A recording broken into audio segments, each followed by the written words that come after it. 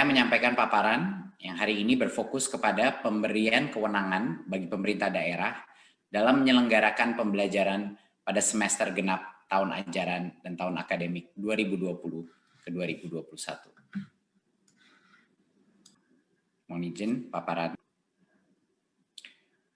Pada saat ini kami sudah mengevaluasi hasil daripada SKB keempat menteri sebelumnya dan kami melihat situasi pada hari ini bahwa hanya 13% daripada sekolah melakukan pembelajaran tatap muka dan sebesar 87% masih melakukan belajar dari rumah. Carta ini menunjukkan berdasarkan zona-zona dari gugus tugas, zona hijau, kuning, oranye, dan merah, dan menunjukkan bahwa di zona kuning dan hijau, di mana sudah diperbolehkan melakukan tatap muka, masih saja banyak sekali sekolah-sekolah yang belum melakukan tatap muka.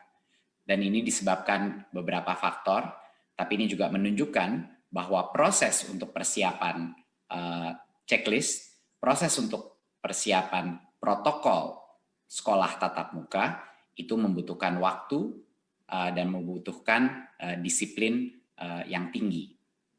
Jadi ini sekedar pemotretan situasi pada saat ini. Dan banyak juga di zona oranye dan merah, walaupun tidak diperkenalkan terbuka, tapi banyak sekali daerah-daerah, desa-desa, dan kelurahan yang merasa sangat sulit untuk melaksanakan PJJ. Yang berikutnya adalah, kita harus menyadari bahwa setelah kita mengevaluasi hasil daripada pembelajaran jarak jauh ini, bahwa dampak negatif yang terjadi pada anak itu suatu hal yang nyata, dan bisa sekali kalau terus-menerus dilaksanakan bisa menjadi suatu resiko yang permanen. Resiko pertama adalah ancaman putus sekolah, di mana banyak sekali anak-anak yang harus bekerja atau didorong sama orang tuanya untuk bekerja, dan ini berhubungan dengan situasi ekonomi yang tidak memadai. Banyak juga orang tua yang tidak bisa melihat peranan sekolah dalam proses belajar mengajar kalau ini dilakukan secara daring. Dan ini juga menimbulkan banyak sekali orang tua yang skeptis bahwa PJJ ini adalah suatu hal yang benar-benar berperan dalam pendidikan anaknya, sehingga banyak anak juga dikeluarkan dari sekolah, dan resiko ini akan meningkat semakin lama. Kedua adalah berbagai macam resiko, kendala, tumbuh, dan kembang. Kita sudah mengetahui bahwa di daerah-daerah di mana semakin sulit melakukan PJJ, kesenjangan antara pencapaian pembelajaran di daerah-daerah tersebut dibandingkan dengan daerah-daerah yang lebih mapan dan di kota-kota semakin melebar. Dan tentunya pertumbuhan anak-anak kita juga menjadi resiko yang sangat besar. Keikutsertaan dalam PAUD sejak kita melakukan PJJ ini menurun secara drastis, dan APK PAUD ini juga bisa menjadi tren yang akan punya dampak permanen karena banyak sekali anak-anak PAUD yang sekarang tidak sekolah. Dan tentunya resiko learning loss, resiko bahwa ada satu generasi di Indonesia, anak-anak kita yang hilang pembelajarannya dan harus mengejarnya, dan mungkin sebagian akan ketinggalan dan tidak bisa mengejar kembali pada saat kembali sekolah. Jadinya ini adalah suatu urgensi yang sangat penting. Di luar itu tidak kalah pentingnya adalah psikososial dan dampak stres kepada anak-anak kita. Minimnya interaksi anak-anak kita dengan guru, dengan teman-temannya, dengan lingkungan di luarnya, yang menyebabkan tingkat stres di dalam rumah tangga, baik orang tua maupun anak-anak, meningkat secara drastis. Dan ini akan punya dampak permanen juga kepada psikososial anak-anak kita. Seperti yang kita tahu, tidak ada yang namanya pembelajaran tanpa keamanan, perasaan keamanan dan harmoni psikologis dari anak-anak kita. Dan tentunya peningkatan insiden-insiden kekerasan yang terjadi di dalam rumah tangga juga meningkat. Dan ini harus menjadi salah satu pertimbangan kita yang terpenting. Berikut.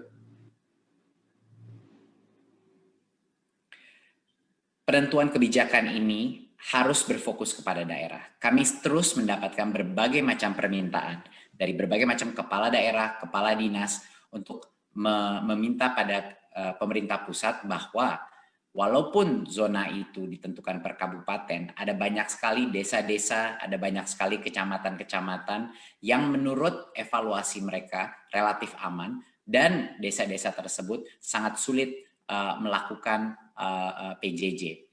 Jadi pemerintah daerah ini adalah pihak yang paling mengetahui, bukan pemerintah pusat, paling mengetahui kondisi dan kebutuhan dan keamanan situasi COVID di daerahnya sendiri.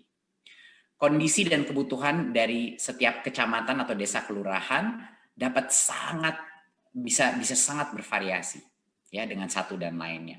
Bisa di dalam kotanya ada kasus-kasus infeksi yang sangat berat, tapi bisa juga ada desa-desa dan area-area yang terpencil yang tidak terdampak, tetapi tanpa memberikan kemampuan untuk Pemda menentukan mana yang bisa mulai tatap muka, mana yang tidak, kita tidak menghargai perbedaan antara setiap daerah dan dinamika populasi di setiap daerah. Jadi pengambilan kebijakan di sektor pendidikan ini dengan pertimbangan yang holistik dan selaras dengan pengambilan kebijakan pada sektor lain, agar sistem pendidikan kita juga konsisten dengan sektor-sektor lain dan kebijakan kita mengenai penanganan COVID di sektor-sektor lain itu selaras dan tidak berbeda total. Berikut 2 prinsip dasar dari kebijakan ini adalah harus dua-duanya, kesehatan, keselamatan, dan juga pertumbuhan dan perkembangan peserta didik menjadi konsiderasi kami untuk melaksanakan kebijakan ini. Tidak bisa satu saja dari kedua prinsip ini yang diprioritaskan.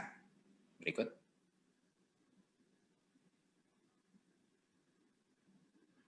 Ya. Berarti pemerintah pada hari ini melakukan penyesuaian kebijakan untuk memberikan kewenangan kepada pemerintah daerah, Kanwil atau kantor Kemenak untuk menentukan pemberian izin pembelajaran tatap muka di sekolah-sekolah di bawah kewenangannya.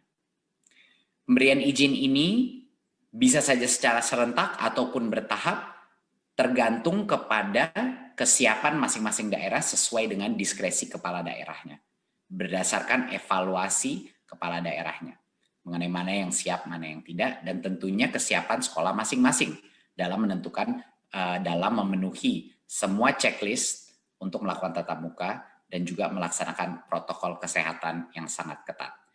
Kebijakan ini berlaku mulai semester genap tahun ajaran 2020-2021, jadinya bulan Januari 2021. Jadi daerah dan sekolah diharapkan dari sekarang sampai sekarang, kalau siap untuk melakukan tatap muka, kalau ingin melakukan tatap muka, harus segera meningkatkan kesiapannya untuk melaksanakan ini.